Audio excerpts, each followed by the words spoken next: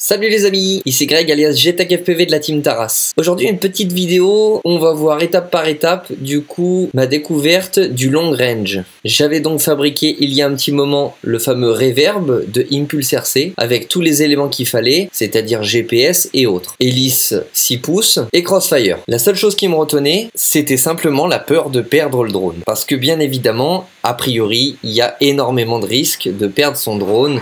Par exemple, quand on va voler en montagne, quand on commence à monter haut, il suffit qu'il y ait une perte de signal, un problème de vent ou quoi que ce soit d'autre, plein de choses, perte de vidéo ou autre, on a toujours le risque de perdre la vidéo. Je suis sur cette config en KISS et malheureusement chez KISS, pour l'instant, je pense pas que ça change. Il n'y a pas de retour à la maison comme il y a sur les dernières versions de Betaflight. Ça veut dire qu'en cas de perte vidéo, je n'ai pas un petit inter qui me permettra du coup d'avoir le retour automatique à la maison. Donc du coup, forcément, en effet, je suis sous KISS, donc du coup, c'est plutôt smooth comme vol, c'est très agréable. Mais par contre, eh ben, on a ce problème où il manque le retour à la maison. J'ai quand même les coordonnées GPS pour aller chercher le drone à l'endroit où il a pu tomber.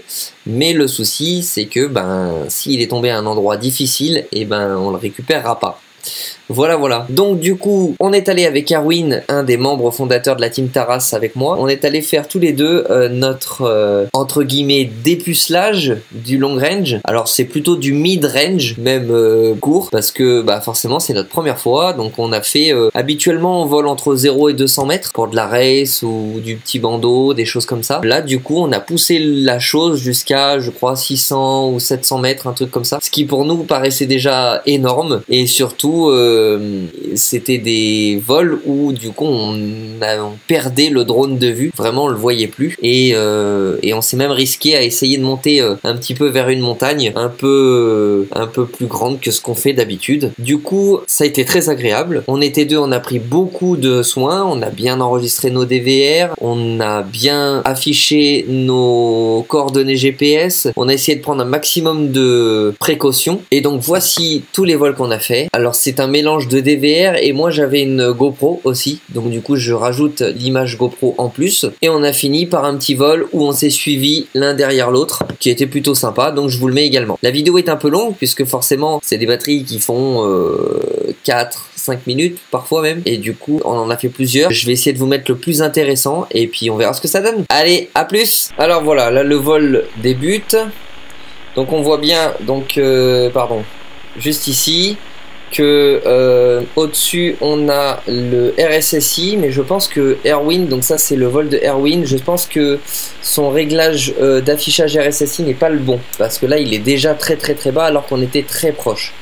Juste en dessous il y a 66-60K, ça c'est l'air d'être la vitesse en km/h qui a l'air d'être plutôt juste et donc hop là de ce côté là nous avons donc les GPS avec la longitude et la latitude ainsi que le nombre de GPS qui pour l'instant n'est pas assez suffisant, il est clignotant, 6 satellites seulement, donc du coup pour l'instant il n'a pas la totalité des informations que le système pourrait nous fournir.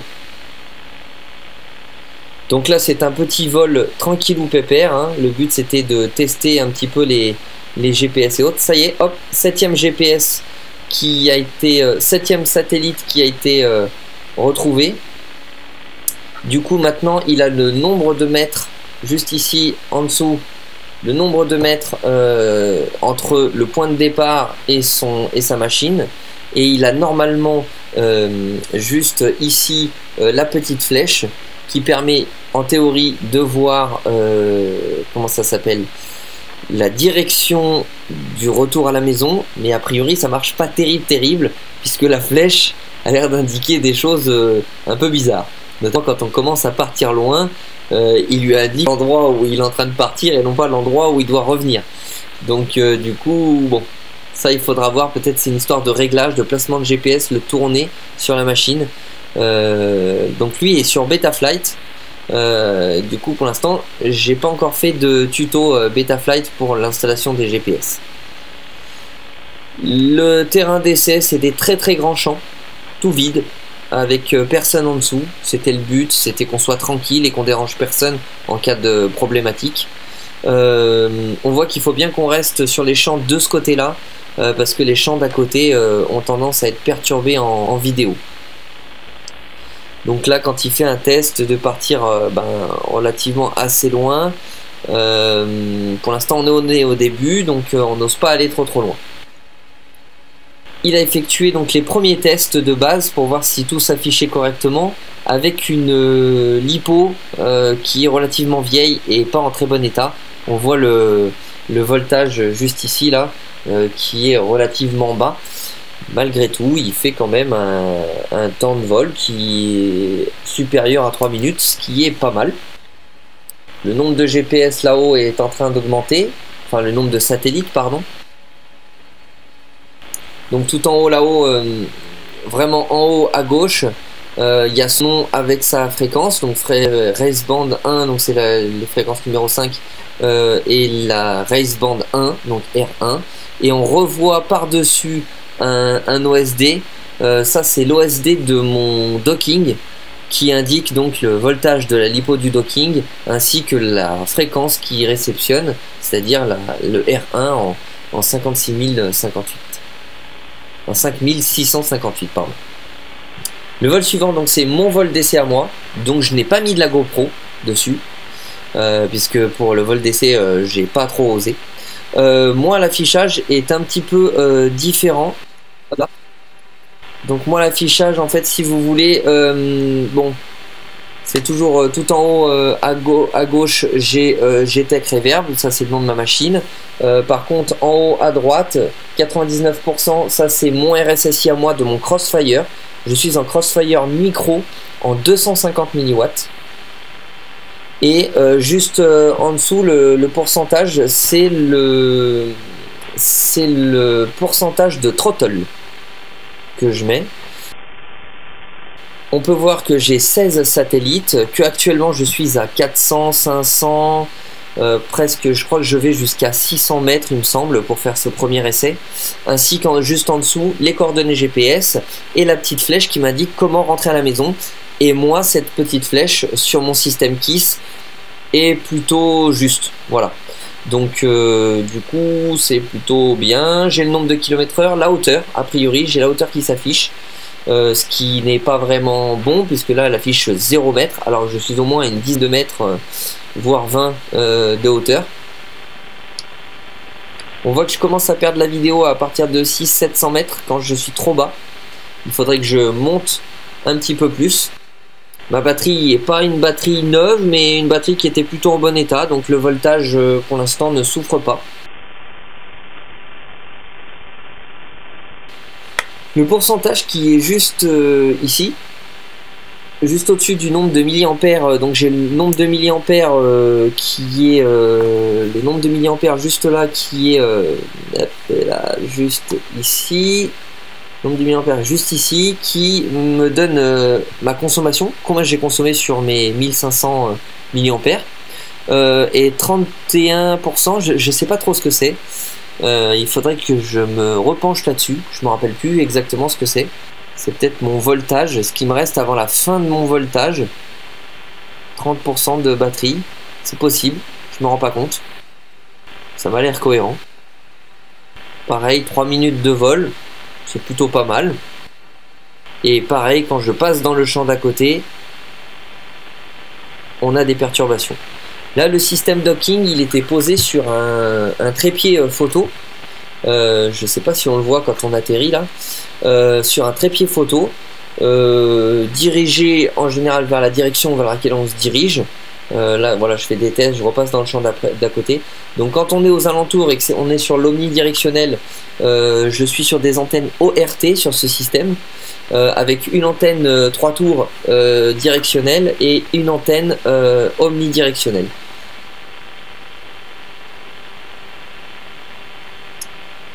Cette machine Reverb va passer très bientôt en 6S, puisque maintenant j'essaye de tout basculer en 6S.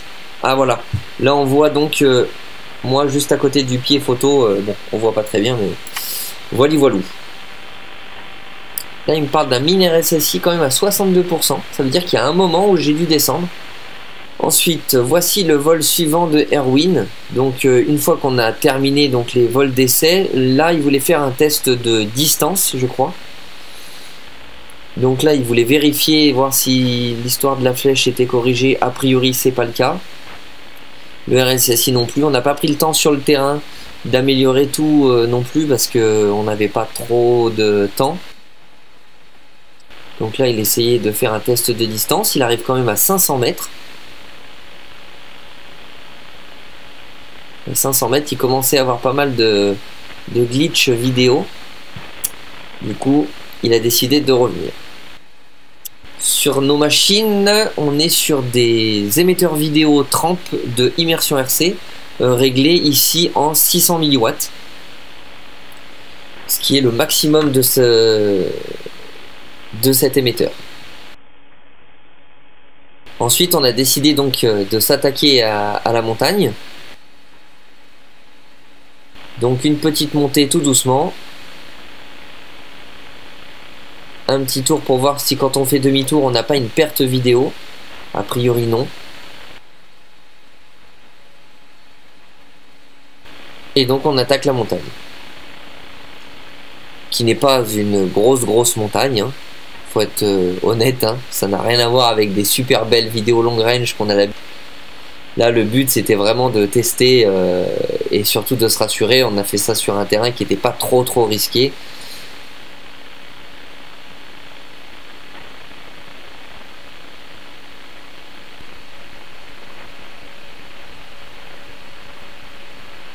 Donc, affichage du RSSI 13%. À mon avis, c'est pas son vrai RSSI. Il doit y avoir des réglages à faire, je pense. Donc là je vous ai laissé donc l'image de la GoPro, c'est mon run suivant avec GoPro et du coup je vous ai laissé quand même l'OSD, enfin je vous ai laissé quand même le DVR pour voir un petit peu la différence d'image.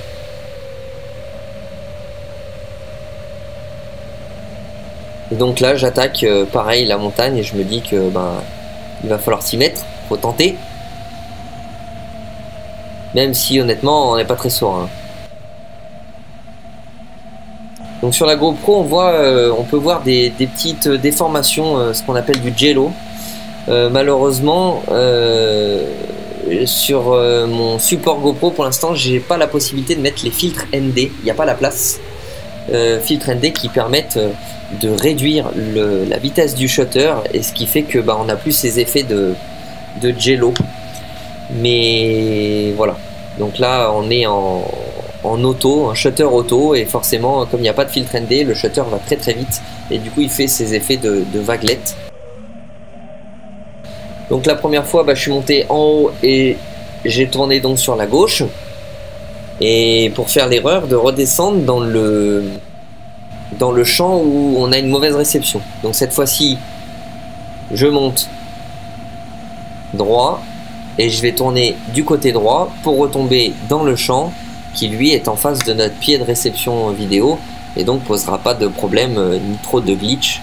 Donc on peut voir que ici l'image est franchement bien, même sur la réception vidéo quasiment aucun glitch, donc on est franchement bien.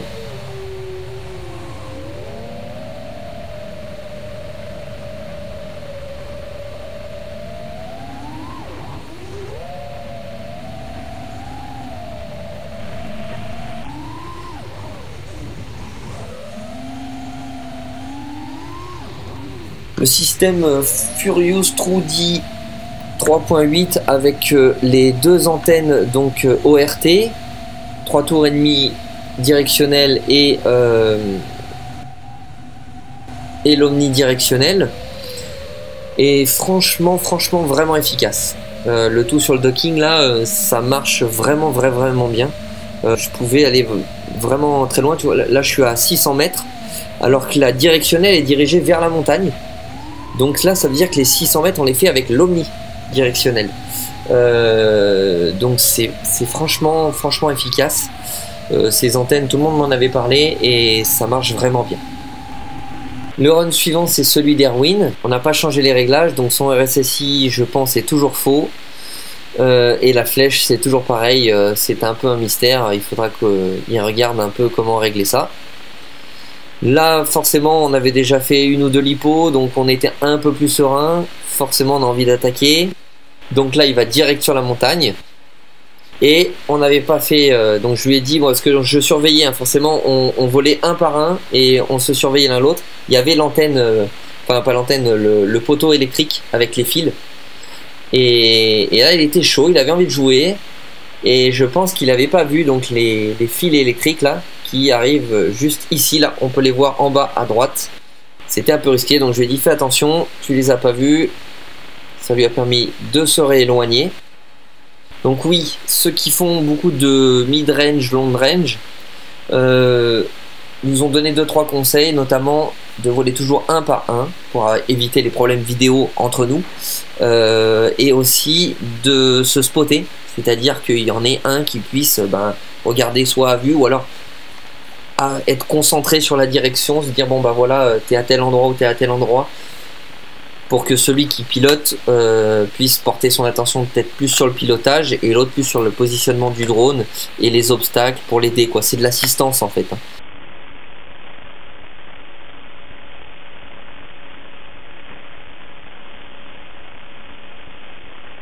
Donc là on est reparti sur un vol avec le reverb, donc image GoPro. Cette fois-ci j'ai mis les couleurs en ce qu'on appelle flat et pas en couleur GoPro, c'est-à-dire que voilà, ça donne ça. Et là tout de suite, hop, je vais vous mettre maintenant la version un peu corrigée en termes de couleurs pour que l'image soit plus belle. Donc là Erwin avait ses lunettes qui n'avait plus de piles, donc du coup là j'ai préféré faire des petits demi-tours avant d'attaquer tout seul pour être sûr qu'il puisse me spotter. Et je préfère être comme c'était un peu notre première sortie mid-range, j'avais pas trop envie de perdre le drone, donc je préférais qu'il me surveille et qu'il m'aide un petit peu à faire ce vol. Donc là je monte. Bien évidemment, je pense qu'on avait, on avait un peu peur d'aller plus haut. Peur de perdre du signal vidéo, perdre du signal radio. On ne savait pas trop, hein, on n'est pas encore au point sur le mid-range. On fera des sorties, je pense, avec Marc de la team Taras, de notre team, qui lui est beaucoup plus expérimenté de ce côté-là. Et il y a aussi Benoît de la team Gros Squad, que j'aimerais bien, je pense que je vais faire un tuto avec les deux pour qu'ils m'expliquent un petit peu leur setup et comment ils pratiquent le mid-range. Donc première descente, on remonte tout de suite, on se dit que finalement il reste un peu de batterie.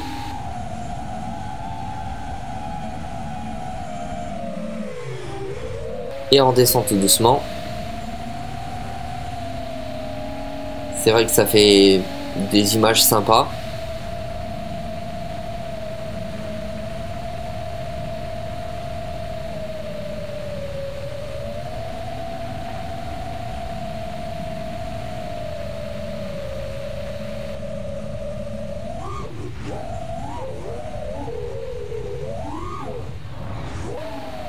En caméra sur le reverb, je sais plus ce que j'ai. Il me semble que j'ai une Predator micro.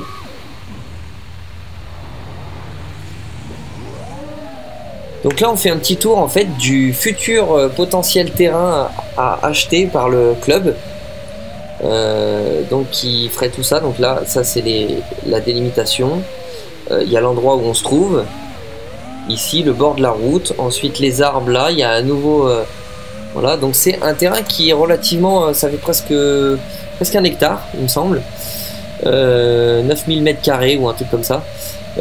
C'est pas mal, et dessus on va pouvoir faire, je pense, le jour où l'achat se confirme, on pourra aménager autant un parcours de race permanent qu'une piste de décollage d'atterrissage pour les avions, et du coup ça fera un super spot pour le long range sur cette fameuse montagne quand on sera un peu plus expérimenté.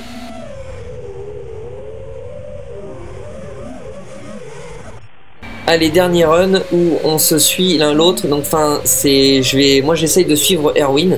Donc là il m'est passé derrière, donc j'ai ralenti pour qu'il repasse devant. Et donc on peut le voir dans l'image. En effet, un drone c'est tout petit, donc à suivre. Je sais pas si vous voyez là sur l'image ici là, sur l'image ici du DVR, on voit que c'est pas facile de le voir tout le temps, selon où est-ce qu'on est. Là, dès qu'il commence à redescendre, hop, comme ça, là, moi j'ai l'impression de ne plus le voir sur le DVR. Donc on le retrouve, hop, je revois un petit point, donc là j'essaie de le rechoper. Tac. Mais c'est pas évident, surtout quand on n'a pas l'habitude de voler à la même allure. Du coup c'est pas facile quoi. Donc là il est sur l'image GoPro, on le voit un petit peu, il est un petit peu juste devant là.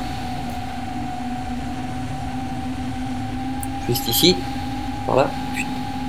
En haut là.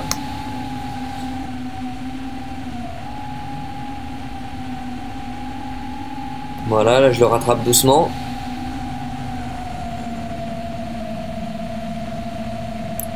Et il me semble qu'avant d'attaquer la montagne, et ben il a plus de batterie lui. Donc je crois qu'il va faire rapidement un petit demi-tour. Peut-être qu'on s'est fait, je me rappelle plus, je crois qu'on s'est peut-être fait une petite montée et descente. Non voilà. Là lui il a fait rapidement demi-tour pour revenir. Donc là bah, une fois qu'il est dans le vert, j'arrive plus à le voir sur le DVR. Donc du coup j'ai laissé rentrer. Et moi je suis reparti me faire une petite montagne. Quand je dis petite, c'est parce que sur les vidéos qu'on a l'habitude de voir sur les groupes concernant du long range et du mid range, on a vraiment des super pilotes qui font vraiment de très très belles vidéos avec où ils ride très près des montagnes et loin. Là le but c'était vraiment la découverte et faire gaffe à pas perdre de matériel quoi.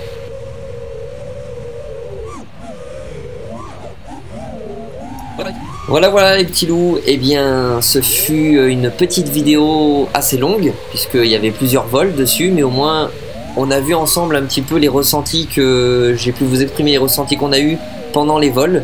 Et puis ben, j'espère que ça vous aura plu. Une autre vidéo va arriver avec cette fois-ci le test d'un nouveau récepteur qui a été imaginé par un grenoblois, un ingénieur grenoblois, donc chez nous, qui fait partie de la team Gros Squad, et qui, voilà, il y a pas mal de prototypes dans la région qui se testent. Du coup, je vous ferai voir un vol de test que j'ai effectué avec une machine à moi, et donc mon système de réception à moi et le système de réception Eagle View pour le même vol, les deux réceptionner la même machine en même temps. Et puis du coup vous verrez ce que ça donne dans la prochaine vidéo. Allez, ciao!